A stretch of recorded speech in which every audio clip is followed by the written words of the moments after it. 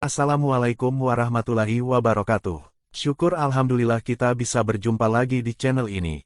Harapan dan doa saya, semoga saudaraku semuanya selalu diberikan kesehatan, dilapangkan rezekinya, diampuni dosa-dosanya dan dipanjangkan umurnya.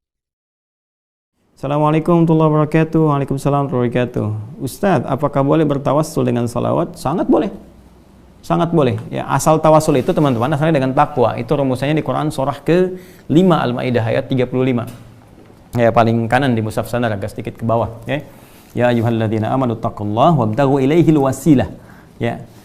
Ya ayyuhalladzina amanu, orang-orang yang beriman pada Allah Subhanahu wa taala, ittaqullaha, tingkatkan takwamu kepada Allah, wabtaghu ilaihil wasilah, dan carilah dengan takwa itu sebagai wasilah.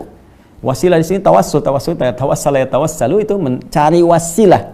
Ya, untuk bisa membawa wasilah itu dalam rangka memohon kepada Allah supaya Allah cepat mengabulkan apa yang kita inginkan. Nah, ternyata kata Al-Quran wasilah terbaik itu dengan menggunakan takwa. Ya, takwa itu bisa apa? Macam-macam. Bisa ibadah ritual, itu bagian dari takwa.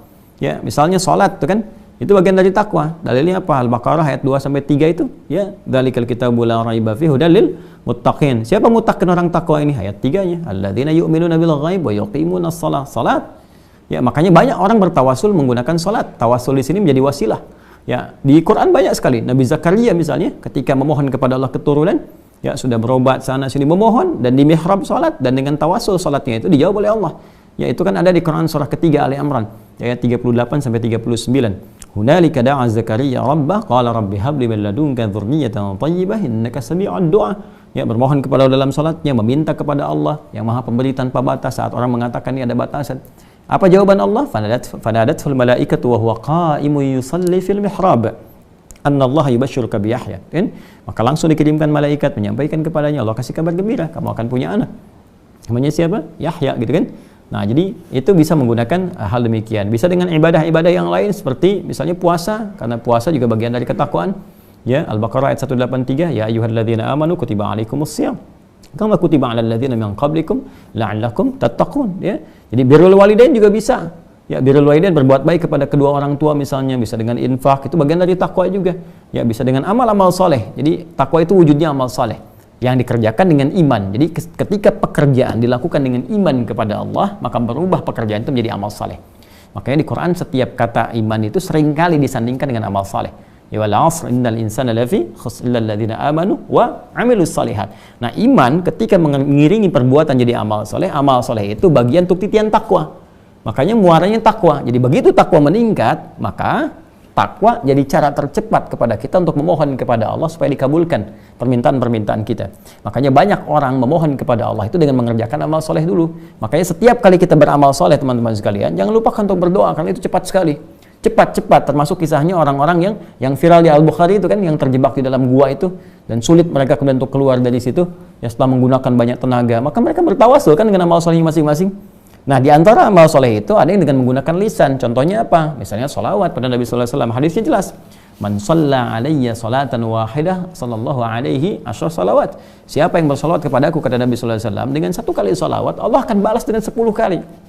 Ya, awas nih ya, awas, ada hati-hati, ada persepsi orang-orang salah yang ditebarkan oleh baik itu dari kalangan orientalis ataupun misionaris bahwa ini nabinya orang Islam masih butuh syafaat dari umatnya. Itu salah memahami. Ya, kita wajar lah karena nggak pernah belajar Islam kan, nggak pernah sholat, nggak pernah puasa, nggak pernah mengerti. Jadi kita terangkan lagi dengan cara yang benar. Sholat yang dimaksudkan di sini adalah meminta dengan sholawat itu, memohon kepada Allah dengan keutamaan nabinya supaya kita dapat kemuliaan. Ya, jadi bukan mendoakan dalam konteks mendoakan Rasulullah sudah baik, sudah terjamin dan sebagainya. Justru kita memohon kepada Allah ya dengan membawa nama Rasulullah SAW melalui sholawat kepadanya. Ya, maka kata Nabi SAW itu akan balik 10 kebaikan. Jadi kita bersolawat kepada Nabi SAW, hakikatnya meminta kepada Allah supaya dengan solawat itu Allah berikan kemuliaan seperti Allah berikan kemuliaan atas nama Nabi Muhammad SAW. Ya, maka dari situ datang Allah memberikan solawat, kata Nabi, 10 kebaikan kepada kita. Dan solawatnya Allah kepada kita itu berupa apa? Bisa berupa pengabulan doa, bisa berupa rahmat, bisa berupa ampunan, ya, bisa kemudahan dalam mendapatkan solusi dalam kehidupan, yaitu misalnya di Quran surah kedua Al-Baqarah Ya ayat 155 sampai 157 itu kan bagaimana mengatasi persoalan. 155 persoalannya, 156 kesabarannya, 157 salawat Allah kepada kita. Ya walanabluwannakum bisyai'in minal khaufi wal ju'i wa naqsin minal amwali wal anfusi wath thamarat wa basyiris sabirin. Ya, dan setiap orang-orang yang hidup kalian semua akan mendapatkan ujian untuk meningkatkan kualitas hidup kalian. Bukan untuk menjadikan kehidupan kalian bermasalah, kata Allah. Ya, apa saja ujiannya itu? Ada kekhawatiran, khauf, kita khawatir, gak enak, gak nyaman, macam-macam sifatnya ya. Wal ju', kadang-kadang lapar, kadang harta berkurang, wa naqsunul amwal wal anfus, ya. Kadang jiwa ada yang sakit bahkan meninggal, wa thamarat, ada hasil kerja keras kita diambil oleh orang lain, kita yang tender, mereka yang dapat proyeknya, kan? Wa basyiris sabirin, dan berikan kabar gembira pada orang sabar. Siapa orang sabar ini? Ayat 156. Alladzina idza asabathum musibah qalu inna lillahi wa inna ilaihi raji'un, yaitu orang-orang ketika diuji itu dia menyadari sepenuhnya, wah ini Allah yang telah tentukan, Allah yang mengangkat derajat saya. Nah, jadi ini adab di Quran ya, kalau sedang punya ujian itu diuji langsung. Ya, cara pandangnya pakai iman dulu, kalau pakai akal capek nanti. Jadi biarkan iman membimbing akal kita untuk memahami sehingga datang hikmah. Maka ketika iman kita berbicara, iman kita memberikan bimbingan, maka spirit Quran akan datang. Kata Allah, setiap ujian itu pada hakikatnya didesain oleh Allah untuk meningkatkan kualitas kehidupan kita. Karena semua ujian itu, pemahamannya, itu tidak pernah datang kecuali untuk meningkatkan kualitas. Silakan kalau nggak percaya, ya. Kita kadang-kadang di satu sisi bisa memahami dengan mudah, tapi sisi lain terkait hidup kita sendiri, kok jadi susah gitu logika itu dipakai. Saya beri contoh begini, di sekolah kan ada ujian. Kita mengerti kan setiap kali ada ujian itu untuk meningkatkan kualitas ilmu kita. Makanya kita belajar kan, supaya terlihat ilmu kita itu meningkat. Kalau nggak belajar berarti nggak lulus. Ya makanya kan kosa atau frame terkecilnya itu supaya lulus, supaya lulus. Lulus itu apa sih maksudnya? Ya lulus itu kan peningkatan kualitas. Jadi lulus kualitas kita meningkat. Sehingga naik dari yang sebelumnya. Kan? Dari SD ke SMP, SMP ke SMA. Ya hidup juga begitu. Kan polanya sama saja. Diuji dengan persoalan supaya kualitas meningkat. Kualitas kesabaran, ketangguhan menghadapi sesuatu, ketangguhan merencanakan, ya, ketangguhan bersikap dan sebagainya. Nah, kalau lulus di situ nanti naik kelas. Naik menghadapi lebih besar lagi, maka diuji lagi sehingga matang keadaan hidup kita. Ketika semua ujian sudah dihadapi, maka kehidupan jadi ringan untuk dilakukan. Ya. Nangis itu wajar, air mata itu wajar. Nanti ketika semua air mata telah keluar, pada hakikatnya, pada akhirnya Anda akan menyikapi semua dengan bahagia karena sudah tidak ada air mata lagi yang akan keluar. Jadi kalau sudah terbiasa mengeluarkan air mata sehingga sampai kering, nggak ada air mata lagi yang akan dikeluarkan karena semua akan kebal dengan semua jenis ujian, ringan. Jadi hidupnya akan jadi menyenangkan saja kalau benar cara menghadapinya. Maka Al-Quran mengatakan, katakan pada dirimu, inna lillahi, semua itu punya Allah. So, Allah kasih ketentuan, la yukallifullahu nafsan illa wus'aha, nggak mungkin Allah uji di luar batas kemampuan, kan? Kemudian pasti ada solusinya, inna ma'al usri yusra, ini yang ringan, pasti akan selesai, kan? Maka ketika kita bersimpuh di hadapan Allah dan mengatakan semua Allah telah tetapkan, ya wa ilaihi raji'un, semua kembali kepada Allah termasuk solusinya. Lalu kita bersabar, lalu pelan-pelan kita atasi dengan ikhtiar. Maka orang seperti ini di ayat 157-nya, ulaika alaihim salawatun min rabbihim wa rahmah wa ulaika humul muhtadun. Ya maka orang-orang ini ulaika alaihim salawatun min rabbihim.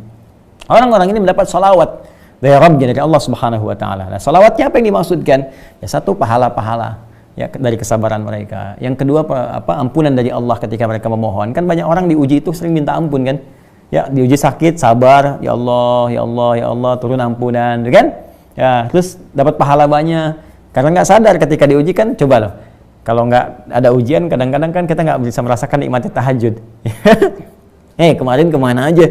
Nggak pernah tahajud, tiba-tiba pekerjaan dikasih sulit sedikit, mulai puasa, mulai baca Quran, kan?